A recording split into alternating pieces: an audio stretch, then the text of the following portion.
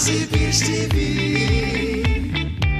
You're watching Aussie Beach TV. Recently, Byron Bay has been in the headlines a lot lately for the reported escalation of violent attacks, and the media seem to think that more police are the answer.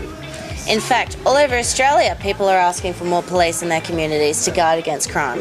What are your thoughts on the police, and do you feel safe here in Byron Bay? I feel absolutely safe in Byron Bay. I mean, we have very, very little crime and violence in Byron Bay. The only violence we have is sometimes tourists from nightclubs at night, because the council has created all these nightclubs and have created all these late liquor licences, and they promoted the town as a tourist destination. They created the whole scene for themselves.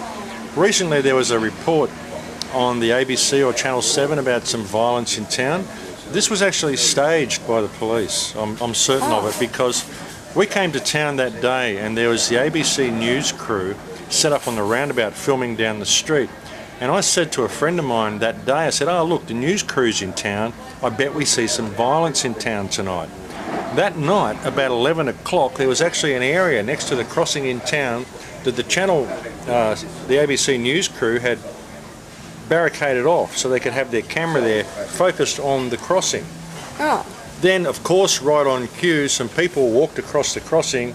These were people from out of town that nobody had seen before, that looked suspiciously like off-duty police officers, that created a big scuffle on the crossing in Byron Bay, and they filmed it, and here was this violent altercation on the news. Then, of course, the police arrived and arrested these people and dragged them off, but funnily no one was charged with any crime and no one went through the court system. So I would suggest that the whole thing was a staged event.